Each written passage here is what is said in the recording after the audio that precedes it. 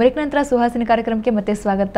ಭುಜದ ನೋವಿನ ಬಗ್ಗೆ ಮಾತಾಡ್ತಾ ಇದ್ದೀವಿ, ಭುಜದ ಸಮಸ್ಯೆಗಳ ಬಗ್ಗೆ ಮಾತಾಡ್ತಾ ಇದ್ದೀವಿ. ಬನ್ನಿ ಮಾತ್ರ ಮುಂದುವರ್ಸೋಣ. ಸೊ ಡಾಕ್ಟರ್, ಫ್ರೋಜನ್ ಶೋಲ್ಡರ್ ಅಂತ ಹೇಳಿದ್ರಿ, ಸೊ ಇದರ ಲಕ್ಷಣಗಳೇನು, ಏನೆಲ್ಲ ನೋವುಗಳು ಬರುತ್ತೆ ಅಂತ? ನೋಡಿ, ಫ್ರೋಝನ್ ಶೋಲ್ಡರ್ ಏನಾಗುತ್ತೆ ಅಂದರೆ ಇದು ಒಂದು ಟೈಪ್ ಆಫ್ ಶೋಲ್ಡರ್ ಪೇನ್. ಇದು ಬೇಸಿಕ್ಲಿ ಏನಾಗುತ್ತೆ ಅಂದರೆ ಬರೀ ಭುಜದಲ್ಲಿ ಮಾತ್ರ ನೋವು ಕಂಡುಬರುತ್ತೆ.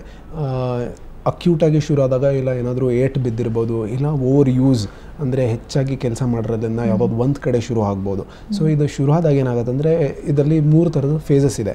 ಒಂದು ಫೇಸಲ್ಲಿ ಬರೀ ನೋವು ಕಂಡುಬರುತ್ತೆ, ವಿಪರೀತ ನೋವು ಕಂಡುಬರುತ್ತೆ. ಆಮೇಲೆ ಯಾವುದಾದ್ರು ಒಂದು ಪಾಯಿಂಟಲ್ಲಿ ಮಾತ್ರ ನೋವು ಕಂಡುಬರುತ್ತೆ. ನಂತರ ಈ 6 ತಿಂಗಳ ನಂತರ ಹಿಂಗೆ ಪೇನ್ ಕಂಟಿನ್ಯೂ ಆಗ್ತಾ ಇರುತ್ತೆ. ನಂತರ 6 ತಿಂಗಳಾದಮೇಲೆ ನೋವು ಕಡಿಮೆ ಆಗ್ತಾ ಹೋಗುತ್ತೆ, ಮೂಮೆಂಟ್ಸ್ ಕಡಿಮೆ ಆಗಿಬಿಡುತ್ತೆ. ಸೊ ಫಸ್ಟ್ 6 ಮಂತ್ಸಲ್ಲಿ ಬರೀ ನೋವಿರುತ್ತೆ, ಕೈ ಆರಾಮಾಗಿ ಅಲ್ಲಾಡಿಸ್ಬೋದು, ಮೂಮೆಂಟ್ ಮಾಡ್ಬೋದು ಶೋಲ್ಡರ್ ಜಾಯಿಂಟ್. ಆದರೆ ಆಫ್ಟರ್ 6 ಮಂತ್ಸ್ ಏನಾಗುತ್ತೆ ಅಂದರೆ ನೋವು ಅದಾಗದೆ ಕಡಿಮೆ ಆಗ್ತಾ ಹೋಗುತ್ತೆ, ಮೂಮೆಂಟ್ಸ್ ರೆಸ್ಟ್ರಿಕ್ಟ್ ಆಗ್ತಾ ಹೋಗುತ್ತೆ. ಸೊ ಟೋಟ್ಲಿ ಒಂದೇ ಥರ ಹಿಂಗೆ ಸ್ಟಿಫ್ ಆಗಿಬಿಡುತ್ತೆ. ಸೊ ಇದು ಈ ಫೇಸ್ ಒಂದು 6 ತಿಂಗಳು ಇರುತ್ತೆ. ನಂತರ ಏನಾಗುತ್ತೆ ಅಂದರೆ ಈ 6 ತಿಂಗಳಾದಮೇಲೆ ಆಗ ಪೇನ್ ಇರೋದಿಲ್ಲ, ಬರೀ ಮೂಮೆಂಟ್ಸ್ ರೆಸ್ಟ್ರಿಕ್ಟ್ ಆಗಿರುತ್ತೆ.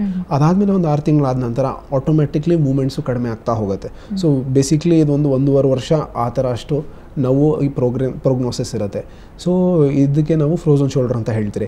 ಇದಲ್ಲೇನಾಗುತ್ತೆ ಅಂದರೆ ನಾನು ಹೇಳ್ತಿದ್ದಂಗೆ ನೋವು ಒಂದೇ ಕಡೆ ಇರ್ಬೋದು, ಇಲ್ಲ ನೋವು ಭುಜದ ಸೈಡ್ ವೇಸಲ್ಲಿ ರೇಡಿಯೇಟ್ ಆಗುತ್ತೆ, ಒಂದು ಕೈಯಲ್ಲಿರ್ಬೋದು ಇಲ್ಲ 2 ಭುಜದಲ್ಲೂ ಕಂಡುಬರ್ಬೋದು. ಇದಕ್ಕೆ ಫ್ರೋಝನ್ ಶೋಲ್ಡರ್ ಅಂತ ಹೇಳ್ತೀರಿ.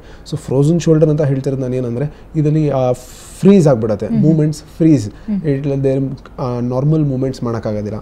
ಅದರಿಂದ ಅದಕ್ಕೆ ನಾವು ಫ್ರೋಝನ್ ಶೋಲ್ಡರ್ ಅಂತ ಹೇಳ್ತೀರಿ. ನಂತರ ಇದೇನೆಂದರೆ ಇದು ಸೆಲ್ಫ್ ಲಿಮಿಟಿಂಗ್ ಡಿಸೀಸ್. ಅಂದರೆ ಇದಕ್ಕೆ ನೀವೇನು ಔಷಧಿ ಮಾಡಲಿಲ್ಲ ಅಂದರೂ ಕೂಡ ಅದಾಗದೆ 6 ತಿಂಗಳು ನೋವಿರುತ್ತೆ, 6 ತಿಂಗಳಾದ್ಮೇಲೆ ನೋವು ಕಡಿಮೆ ಆಗುತ್ತೆ, ಮೂಮೆಂಟ್ಸ್ ಕಡಿಮೆ ಆಗಿಬಿಡುತ್ತೆ. 6 ತಿಂಗಳು ಮೂಮೆಂಟ್ಸ್ ಏನೂ ಇರೋದಿಲ್ಲ, ಅದಾದಮೇಲೆ 6 ತಿಂಗಳಾದಮೇಲೆ ಮೂಮೆಂಟ್ಸು ಕಡಿಮೆ ಆಗ್ತಾ ಹೋಗುತ್ತೆ. So this is a self limiting disease. So ಇದಕ್ಕೆ ಔಷಧಿ ತೊಗೊಳ್ಲಿಲ್ಲ ಅಂದ್ರೂ ಆದರೆ 1.5 ವರ್ಷ ಈ ತೊಂದರೆ ಇರುತ್ತೆ, ಆಮೇಲೆ ಕಡಿಮೆ ಆಗುತ್ತೆ. ಸೊ ವೆರಾಸ್ ಇದಕ್ಕೆ ನಾವು ಔಷಧಿ ಮಾಡಿದ್ರೆ ಈ ಪ್ರೋಸೆಸ್ ಏನಿದೆಯೋ 6 ತಿಂಗಳು ಏನು 3 ಫೇಸಸ್ ಇದೆ, ಆ ಫೇಸಸ್ ಇರೋದಿಲ್ಲ. ಸೊ ಯಾರಾದರೂ ಪೇಷಂಟ್ ನಮಗೆ ನೋವು ಸ್ಟೇಜಲ್ಲಿ ಬಂದಾಗ ನಾವು ಅದಕ್ಕೆ ಔಷಧಿ ಕೊಟ್ಟರೆ ಅದು ಇಮಿಡಿಯೇಟಾಗಿ ವಾಸಿ ಆಗುತ್ತೆ. ವೆರಾಸ್ ಮೂಮೆಂಟ್ಸ್ ರೆಸ್ಟ್ರಿಕ್ಷನ್ ಆಗ ಔಷಧಿ ಕೊಟ್ಟರೆ ಅದು ಕಡಿಮೆ ಆಗುತ್ತೆ. ಸೊ ದಿ ಮೆಡಿಸಿನ್ಸ್ ತೊಗೊಂಡ ನಂತರ ಆ ಫೇಸಸ್ ಏನಿದೆಯೋ ಆ ಫೇಸಸ್ ಕಡಿಮೆ ಆಗುತ್ತೆ ಆ್ಯಂಡ್ ಆಗೋದು ಪೂರ್ತಿ ವಾಸಿ ಆಗುತ್ತೆ. ಓಕೆ, ಭದ್ರಾವತಿಯಿಂದ ಕೃಷ್ಣಪ್ಪ ಕರೆ ಮಾಡಿದ್ದಾರೆ. ಕೃಷ್ಣಪ್ಪ ಅವರೇ ಹೇಳಿ, ಏನು ಸಮಸ್ಯೆ ಇದೆ? ಮೇಡಮ್ ನನಗೆ ಹಾಂ ಸರ್, ಹೇಳಿ ಸರ್. ನನಗೆ 1.5 ವರ್ಷದಿಂದ ಭುಜ ನೋವಿದೆ ಮೇಡಮ್, ಆದ್ರೂ ಸರಿಯಾಗಿ ವಾಸಿ ಆಗ್ತಾ ಇಲ್ಲ, ಮೆಡಿಸಿನ್ ಎಲ್ಲ ತಗೊಳ್ತಾ ಇದ್ದೀನಿ. ಓಕೆ, ಏನು ಕೆಲಸ ಮಾಡ್ತೀರಾ ಸರ್? ನಾವು VSL ಇದ್ವಿ, ರಿಟೈರ್ಡ್ ಆಗಿದ್ವಿ. ಓಕೆ, ಎಷ್ಟು ವರ್ಷ ವಯಸ್ಸು ನಿಮಗೆ? ನನಗೀಗ 61 ಮೇಡಮ್. ಓಕೆ, ಡಾಕ್ಟರ್ ಮಾತಾಡ್ತಾರೆ ಸರ್. ಕೊಡಿ ಮೇಡಮ್. ಯಾವ ಭುಜದಲ್ಲಿ ನೋವು ಬರುತ್ತೆ ಸರ್ ನಿಮಗೆ? ನಮಸ್ತೆ ಸರ್, ನಾನು ಕೃಷ್ಣಪ್ಪ ಅಂತೇಳಿ. ಎಡ ಭುಜದಲ್ಲಿ. 2 ಭುಜದಲ್ಲೂ ನೋವು ಬರುತ್ತೆ. ಕೈಯಲ್ಲಿ ಜೋಮ್ ಬಂದಾಗ ಏನಾದರೂ ಆಗುತ್ತಾ? ಹೌದು ಸರ್. ಕುತ್ತಿಗೆ ನೋವು ಏನಾದರೂ ಬರುತ್ತಾ? ನನಗೆ ಆಲೆ ಸುಮಾರು ದಿವಸದಿಂದ 1 ವರ್ಷದ ಮೇಲೆ ಆಯ್ತು ನನಗೆ ನೋವು ಸ್ಟಾರ್ಟ್ ಆಗಿ. ಸರಿ, ಕುತ್ತಿಗೆ ನೋವು ಏನಾದರೂ ಬರುತ್ತಾ?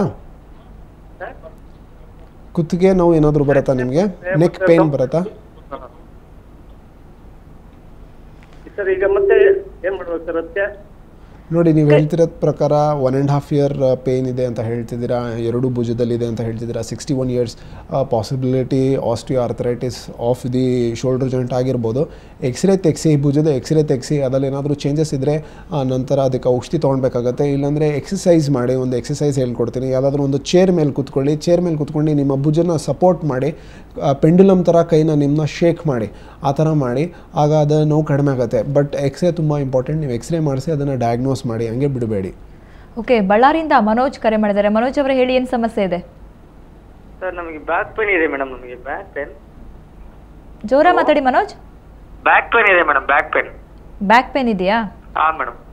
ಓಕೆ, ಭುಜ ಏನೋ ನೋವಿದೆಯಾ? ಭುಜ ಏನು ನೋವಿಲ್ಲ ಮೇಡಮ್, ಬ್ಯಾಕ್ ಪೇನ್ ಮೇಡಮ್, ಬೆನ್ನು. ಓಕೆ, ಡಾಕ್ಟರ್ ಮಾತಾಡ್ತಾರೆ. ಯಾವಾಗಲಿಂದ ಇದೆಯಪ್ಪ ಈ ತೊಂದರೆ? ಇದು ಒಂದು 7 years ಆಯ್ತು ಸರ್. 7 years. ಕಾಲ್ಗೆ ಏನಾದರೂ ರೇಡಿಯೇಟ್ ಆಗುತ್ತಾ ಪೇನ್ ನಿಮಗೆ? ಏನು ಆಗ್ತಾ ಇದೆ ಸರ್? ಏಜ್ ಎಷ್ಟು ನಿಮ್ಮದು? 23 ಸರ್. ಏನು ಕೆಲಸ ಮಾಡ್ತೀರಾ? ಫೋಟೋಗ್ರಫಿ ಮಾಡ್ತೀನಿ ಸರ್. ಓಕೆ, ಭಾರ ಏನಾದರೂ ಎತ್ತದಿರತ್ತಾ? ಏನ್ ಸರ್? ಭಾರ ಎತ್ತುತ್ತೀರಾ? ವೆಯ್ಟ್ ಹೆವಿ ಭಾರ ವೆಯ್ಟ್ ಏನು ಏನಾದರೂ ಎತ್ತದಿಲ್ಲ ಸರ್, ಏನು ಎತ್ತದಿಲ್ಲ. ಏನು ಎತ್ತದಿಲ್ಲ. ವೆಹಿಕಲ್ ಸ್ವಲ್ಪ ಜಾಸ್ತಿ ತಿರುಗಾಡ್ತೀನಿ ಸರ್ ಅಷ್ಟೇ. ವೆಹಿಕಲಲ್ಲಿ ಜಾಸ್ತಿ ತಿರುಗಾಡ್ತೀರಾ? ಫೈನ್. ಸಿ ಬೇಸಿಕ್ಲಿ ನೀವು ಹೇಳ್ತಿರೋದ ಪ್ರಕಾರ ಇಟ್ ಕುಡ್ ಬಿ ಲುಂಬ್ಯಾಗು, ಅಂದರೆ ಲೋವರ್ ಬ್ಯಾಕಲ್ಲಿ ಕೆಳಭಾಗದಲ್ಲಿ ನಿಮಗೆ ನೋವು ಬರ್ತಿರಬಹುದು. ನೀವು ಹಾಲು ಹೆಚ್ಚಾಗಿ ಉಪಯೋಗಿಸಿ ಆ್ಯಂಡ್ ಸರ್ಟನ್ ಎಕ್ಸಸೈಸ್ ದಿನ ವಾಕ್ ಮಾಡಿ and stretching exercise and bending exercise ಮಾಡಿ. ಇದರಲ್ಲಿ ನಿಮ್ಮ ಮಸ್ಕ್ಯುಲೇಚರ್ ಮಸಲ್ಸ್ ವೀಕ್ ಇರುತ್ತೆ, ಅದರಿಂದ ನಿಮಗೆ ನೋವು ಬರೋದು. ಸೊ ಎಕ್ಸಸೈಸ್ ಮಾಡಿ ಹಾಲು ಉಪಯೋಗಿಸಿ ಗ್ರ್ಯಾಜುಲಿ ಸರಿ ಹೋಗುತ್ತೆ. ಓಕೆ, ಕುವೈತಿಂದ ಕರುಣಾಕರ್ ಶೆಟ್ಟಿ ಕರೆ ಮಾಡಿದ್ದಾರೆ. ಕರುಣಾಕರ್ ಅವರೇ ಹೇಳಿ, ಏನು ಸಮಸ್ಯೆ ಇದೆ? ನಮಸ್ಕಾರ ಮೇಡಮ್. ನಮಸ್ಕಾರ ಸರ್, ಹೇಳಿ. ಹೌದು, ನನಗೆ ಕುತ್ತಿಗೆ ಮತ್ತು ಕೈ ನೋವು ಈಗ ಒಂದು 6 ತಿಂಗಳಾಯ್ತು. ಓಕೆ. ಇಲ್ಲಿಗೆ ಸರ್ವೈಕಲ್ ಸ್ಪಾಂಡಿಟ್ ಅಂತ ಹೇಳಿದ್ದಾರೆ ಡಾಕ್ಟರ್, ಅದರಿಂದ ಅದು ಕೈ ನೋವಾಗ್ತದೆ ಅಂತ ಹೇಳಿದ್ದಾರೆ. ಓಕೆ, ಡಾಕ್ಟರ್ ಮಾತಾಡ್ತಾರೆ. ಈಗ ಟ್ರೀಟ್ಮೆಂಟ್ ತೆಗೆದುಕೊಂಡಿದ್ದೇನೆ, ಆದರೆ ಕಡಿಮೆ ಆಗಿಲ್ಲ, ಅದು ಜಾಸ್ತಿ ಆಗ್ತುಂಟು. ಸರಿ ನೋಡಿ ಸರ್, ನೀವು ಹೇಳ್ತಿದ್ದಂಗೆ ಡಯಾಗ್ನೋಸ್ ಆಗಿದೆ ಸರ್ವೈಕಲ್ ಸ್ಪಾಂಡಿಲೋಸಿಸ್. ಅಂದರೆ ಡೆಫಿನೆಟ್ಲಿ ನೆಕ್ ಪೇನ್ ಇರುತ್ತೆ ಆ್ಯಂಡ್ ಅದು ರೇಡಿಯೇಟ್ ಆಗುತ್ತೆ, ಭುಜಕ್ಕೆ ರೇಡಿಯೇಟ್ ಆಗುತ್ತೆ. ಇದಕ್ಕೆ ನೀವು ಸರ್ಟನ್ ಏನಾದರೂ ಪೇನ್ ಕಿಲ್ಲರ್ಸ್ ತೊಗೊಂಡಿದ್ರೆ ಕಡಿಮೆ ಆಗುತ್ತೆ, ತಾತ್ಕಾಲಿಕವಾಗಿ ಕಡಿಮೆ ಆಗುತ್ತೆ. ಸೊ ಇದಕ್ಕೆ ಪರ್ಮನೆಂಟಾಗಿ ನೀವು ಅದನ್ನು ವಾಸಿ ಮಾಡಬೇಕಂದ್ರೆ ಹೋಮಿಯೋಪತಿ ಮೆಡಿಸಿನ್ಸ್ ತೊಗೊಳ್ಳಿ. Certain homeopathy medicines like hypericum ಅಂತ, ರೂಟ ಅಂತ ಸಿಗುತ್ತೆ, ಅದನ್ನು ಉಪಯೋಗಿಸಿ. ವಿತ್ ದಟ್ ಎಕ್ಸಸೈಸ್, ನೆಕ್ ಮಸಲ್ಸ್ಗೆ ತುಂಬ ಇಂಪಾರ್ಟೆಂಟ್ ಎಕ್ಸಸೈಸ್ ಇರುತ್ತೆ. ಕುವೈತಲ್ಲಿದ್ದರೆ ನಿಮ್ಮ ಡಾಕ್ಟ್ರಿಗೆ ಕೇಳಿ ನೋಡಿ, ಅವರು ಎಕ್ಸಸೈಸ್ ಹೇಳ್ಕೊಡ್ತಾರೆ ಫಾರ್ ಯುವರ್ ನೆಕ್. ಅದನ್ನು ಉಪಯೋಗಿಸಿ. ಆ್ಯಂಡ್ ಕಾಲರ್ ಸಿಗುತ್ತೆ, ಆ ಕಾಲರ್ ಉಪಯೋಗಿಸಿ ನೀವು ಕೆಲಸ ಮಾಡ್ತಿರುವಾಗ, ಡ್ರೈವ್ ಮಾಡ್ತಿರುವಾಗ ಕಾಲರ್ ಉಪಯೋಗಿಸಿ. ಮಲ್ಕೊಂಡವಾಗ ಮಾತ್ರ ಆ ಸಾಫ್ಟ್ ಪಿಲ್ಲೋ ಉಪಯೋಗಿಸಿ. ಆ ಥರ ಮಾಡಿ ವಿತ್ ದಟ್ ಮೆಡಿಸಿನ್ಸ್ ತೊಗೊಂಡ್ರೆ ಅದು ಗ್ರ್ಯಾಜುಲಿ ವಾಸಿ ಆಗುತ್ತೆ. ಓಕೆ, ಈಗ ಚಿಕ್ಕದೊಂದು ಬ್ರೇಕ್ ತೆಗೆದುಕೊಳ್ಳೋಣ. ಬ್ರೇಕ್ ನಂತರ ಮತ್ತಷ್ಟು ಕರೆಗಳಿಗೆ ಉತ್ತರಿಸ್ತೀವಿ. ಈಗ ಚಿಕ್ಕದೊಂದು ಬ್ರೇಕ್.